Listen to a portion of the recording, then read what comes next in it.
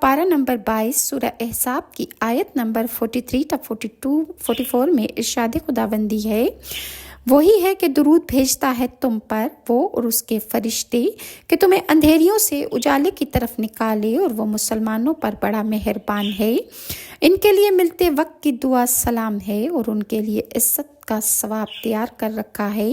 اور سورہ فجر میں پارہ نمبر 30 آیت نمبر 27 تا 30 میں ارشاد خداوندی ہے، اے اطمینان والی جان اپنے رب کی طرف واپس ہو، یوں کہ تو اس سے راضی اور وہ تجھ سے راضی، پھر میرے خاص بندوں میں داخل ہو اور میری جنت میں آ۔ انسان کے 3 درجے ہیں، نفس امارہ جو انسان کو برائی کی طرف رغبت دیتی ہے،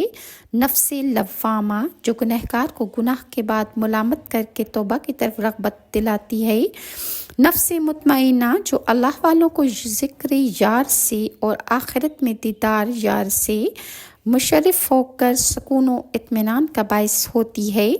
یہ آیت حضرت بکر صدیق، حضرت عثمان غنی اور حضرت حبیب بن عدی کے حق میں نازل ہوئی، مگر حق یہ ہے کہ یہ عام ہے۔ مومنوں کے لیے ان کا مقام بتاتی ہے۔ ان میں نفس مطمئنہ کا خطاب سکون و اطمینان والی جان کے لیے ہے، جو بغیر دیدار یار صبر نہ کر سکے اور اللہ کے ذکر میں مشغول ہو کر دنیا کے غم سے آزاد ہو۔ رسول اللہ صلی اللہ علیہ وآلہ وسلم کے فرمان کے مطابق میت کو دفن کرنے کے بعد وہ مومن جو دفن کرتے ہیں، ان میں سے جو بھی قبر کے سرحانے کھڑے ہو کر کلمہ طیبہ کی تلقین کرے اور من ربک کے جواب میں ربی اللہ کہے، اور مادینو کا کے جواب میں دینی اسلام کہے، اور ما کنت تقول فی ھذا الرجل کے جواب میں ھذا محمد رسول اللہ کہے، اور یوں مرنے والے مومن کو تلقین کرے تو مرنے والے مومن کو منکر نکیر کے سوالات کی سختیوں سے بچا لیں گے۔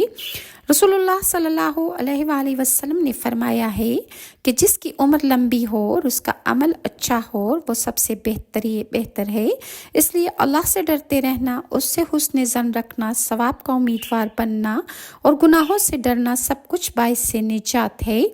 مومن کی موت کے وقت اس کے پاس کلمہ طیبہ کی تلقین کرنا، یعنی خود کلمہ شریف پڑھ کر اس کو سنانا تاکہ وہ کلمہ سن کر خود بھی پڑھے۔ مرنے والے کے خاتمہ بالایمان کے گواہ ہو جاتے ہیں اور وہ جنتی ہو جاتا ہے۔